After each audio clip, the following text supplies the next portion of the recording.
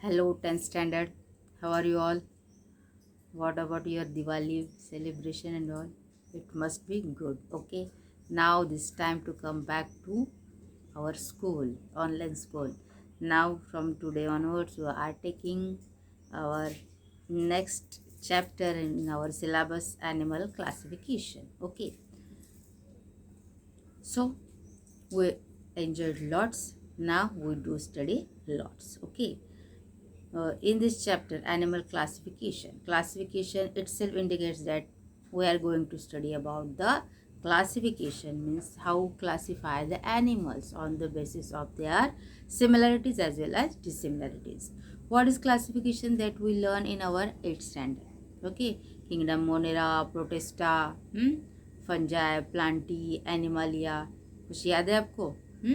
तो ये सब किंगडम हमने देखे थे। तो वो क्लासिफिकेशन है। क्यों क्लासिफिकेशन की ज़रूरत होती है हमको? ऐसे नहीं हो सकता प्लांट है तो प्लांट पूरे प्लांट है।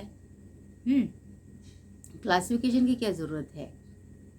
तो मैंने आपको उस वक्त भी एक एग्जांपल दिया था। You means most of students childrens like Harry Potter, है ना? हैरी पॉटर सबको पसंद है। If you went to any library and if you want that book, you told to that librarian, I want that book of what? Harry Potter. Then what would he do? क्या करेगा वो आपको बोलेगा जाओ, rack number बोलेगा, shelf बोलेगा, वहाँ पे पी सीरीज़ के पूरे बुक है, वहाँ पे जाइए और ले आइए। तो आपको आसानी होगी नहीं? या अगर आपको बोले वो अरे लाइब्रेरी खुला है पूरा, जाके देख लो, तो आप क्या करोगे? एक सिरे से स्टार्ट करोगे तो लास्ट तक ढूंढते रहोगे जब तक नहीं मिलता है। तो आपको आसानी होगी क्या? सहूलियत होगी क्या? इजीली इंफॉर्मेशन मिल जाएगी क्या? इजीली आप वो बुक ले पाओगे? राइट। तो इससे क्या होगा? आपकी समय की भी बचत हो जाएगी और आपको इजीली बुक मिल जाएगा। राइट। तो इसी वजह से the classification is done on the basis of similarities and dissimilarities. Okay. कुछ कैरेक्टरिस्टिक होते हैं जो सिमिलर होते हैं, कुछ कैरेक्टरिस्टिक सिमिलर नहीं होते हैं, कुछ यूजफुल होते हैं, कुछ यूजफुल नहीं होते हैं, according their shape, size. Okay, so there are so many factors. On the basis of that, we done this animal classification. We need animal classification for our information. हमको चाहिए इंफॉर्मेशन, उसके लिए हमने ये क्लासिफिकेशन किया है। Now in this chapter animal classification we are going to learn about history of animal classification. History आपको पता है ना, कार्ल लिनियस से हमने पढ़ा है, उसका ही पढ़ा है ना, world wide classification is adapted. तो वो क्लासिफिकेशन, उसका हिस्ट्री, दूसरे जिसने जिसने भी क्लासिफिकेशन किया उसका हिस्ट्री भी हम इस लेसन में लेने वाले हैं। And new method of system of animal classification, नया वाला जो मेथड आया है एनिमल क्लासिफिकेशन का वो क्या है। And kingdom Animalia, kingdom Animalia में सब आते हैं एनिमल्स, सैप्रोफाइट्स आते हैं, कार्निवोरस, ओमनिवोरस, सब एनिमल्स आते हैं किंगडम एनिमलिया में। सो we do continue this chapter. Which criteria are used for the classification of organism? Mainly we know that prokaryotic cells and eukaryotic cells. The cell having all cell organelles and the cell which does not have cell organelles, don't have cell membrane, cell wall. Though these first two things are very very important, this criteria of prokaryotic cells and eukaryotic cells. You have studied the classification of living organism in earlier classes. The living organism present around us are mainly plants and animals. जो हमको दिखते हैं क्या है? present है plants and animals. We have studied the criteria of their classification. With the help of that, complete the following chart. आपने जो पढ़ा है लास्ट प्रीवियस स्टैंडर्ड 9th में 8th में, तो उसके बिना पे आपको ये चार्ट कंप्लीट करना है। लिविंग ऑर्गेनिज्म, लिविंग ऑर्गेनिज्म में फर्स्ट क्या है? Yes, prokaryotic cells and eukaryotic, जो प्रोकैरियोट्स या यूकैरियोट्स बोलते हैं वो। फिर उसके बाद प्रोकैरियोट्स में क्या आएगा? किंगडम मोनेरा, इसमें वायरस भी आते हैं। किंगडम मोनेरा ये जो है सिंगल सेल होते हैं, इनमें कुछ सेल्स ऑर्गेनेल नहीं होते हैं और सेल मेम्ब्रेन नहीं होती है। उसके बाद में जो आते हैं वो यूकैरियोट्स में यूनिसेल्युलर ऑर्गेनिज्म और multicellular. Unicellular mean single cell, just like amoeba, paramecium, euglena, and multicellular में giants just like our elephant, we all, humans, all kind of animals which we seen by our eyes, these all come under multicellular organisms. Okay, in unicellular protista is that only cell, amoeba, paramecium and all. In multicellular organism, again with wall, without cell wall. With wall means all kingdom plantae, and without cell wall all kind of animal. Okay, here with wall, again two types are there, autotrophic and heterotrophic. Autotrophic means that plant, those who make their own food, and heterotrophic means depend on others. तो इसमें कौन आता है, saprophyte. Saprophyte कौन, जैसे कि fungi, like वो दूसरे के फंजाई दूसरे के डीके स्ट्रक्चर पे ही आता है ना, उगता है ना. आपने देखा है क्या इसे कभी? हाँ, रेनी सीजन में तो हमने बहुत बार देखा है. तो ये सैप्रोफाइट है, राइट. एंड सब किंगडम प्लांटी कहाँ आता है, ऑटोट्रॉपिक में. देन किंगडम एनिमलिया में सब आते हैं, snakes, rabbits, horses, all kind of animals come under this kingdom animalia. How are the plants are classified? वो तो सबको पता है, ऑटोट्रॉपिक है, heterotrophic. Yes, right. We have studied the plant classification last year. It's helped us to understand the diversity of the plant around us. There, see the diversity of plants around us. कभी आपने देखा है, some plants are large, some plants are short, some bearing fruit, some are not bearing fruit, some having flowers, some have not having flowers. Okay, so on the basis of that only we are going to classify these plants, है ना. जब देखे garden में जाते हो तो कितने प्रकार के फ्लावर्स वाले, फूलों वाले मीन्स प्लांट्स होते हैं. ऐसे ही आप बाहर घूमने भी जाओ तो खिड़की से बाहर भी देखो तो आपको कितने बड़े बड़े लंबे पेड़ दिखेंगे, छोटे दिखेंगे, क्रीपर्स दिखेंगे, है ना. This all the kinds of animals, it's come under all the kinds of animals, sorry, plants only. We must be looking varieties of animal around us. Some animals are too small whereas some are too big.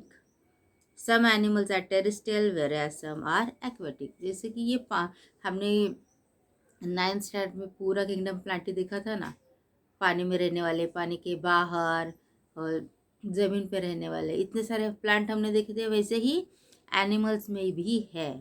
Okay, aquatic है, terrestrial है, या दोनों भी है, amphibians. Some animals crawl on land, some swim in water, whereas some fly in air. Some animals have scale on skin, whereas some animals have feathers. है ना, scale, किसी की feathers होते हैं या किसी को scale होते हैं. अगर हमने देखा है स्नेक, फिशेस, तो उनके स्केल्स होते हैं. और जो एवियंस है, जो हवा में उड़ते हैं, वो सारे, उनको हम फेदर्स होते हैं. This way, there is a huge diversity among the animals too. According to recent studies, estimated number of animal species on the earth is approximately 7 million. जो रिसेंटली स्टडी जो किया गया है उसमें पता चला है कि 7 मिलियन से ज़्यादा एनिमल स्पीसीज है.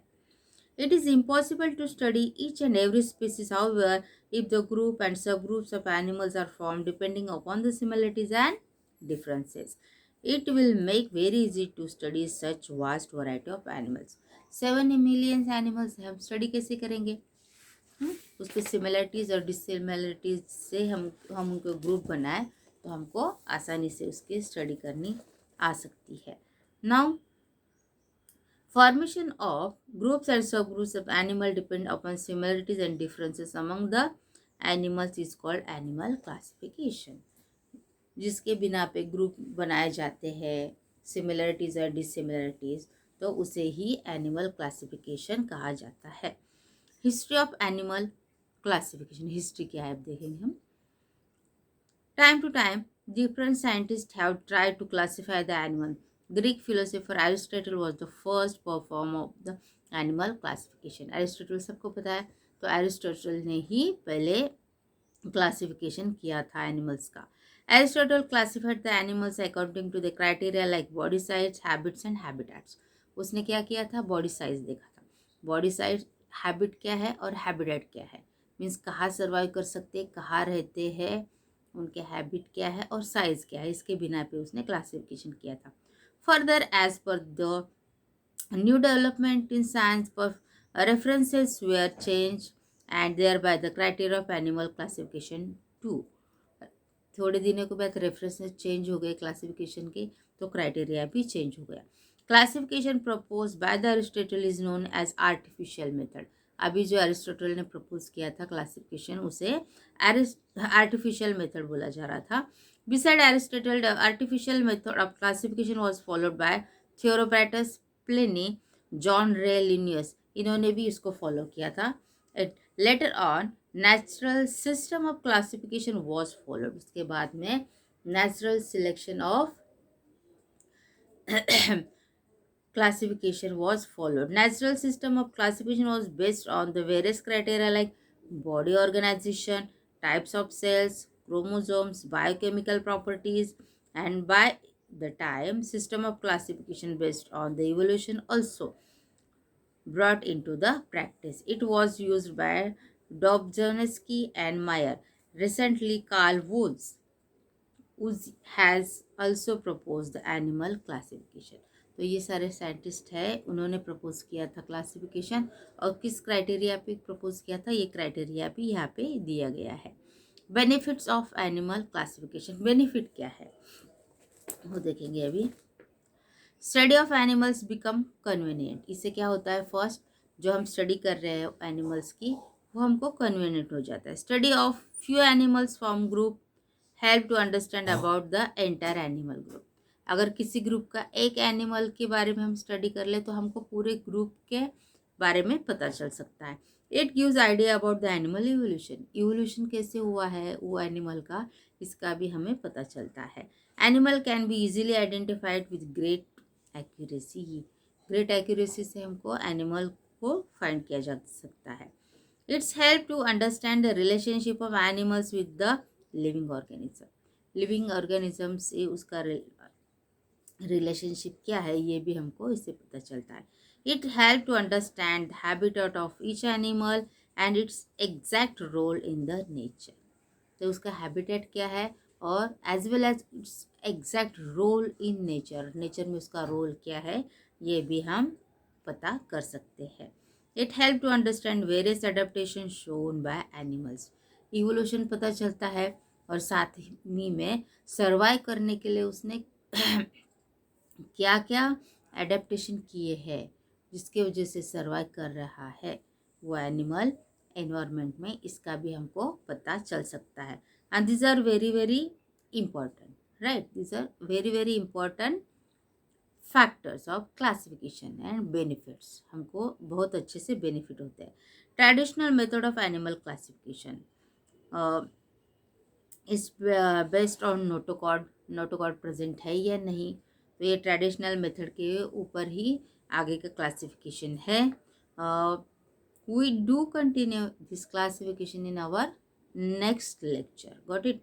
For your homework, write down short note और बेनिफिट्स ऑफ एनिमल क्लासिफिकेशन. आपको इसमें लिखना है. और ये चार्ट है लिविंग ऑर्गेनिज्म का, क्लासिफिकेशन ऑफ लिविंग ऑर्गेनिज्म. इसे भी आपको आपके नोटबुक में कंप्लीट करना है. And send me on my WhatsApp number. अगर या जितना भी चैप्टर हुआ है उसमें अगर कुछ प्रॉब्लम है तो आप मुझे पूछ सकते हो, बेदिक्कत कभी भी पूछ सकते हो. Right. Till then, good bye.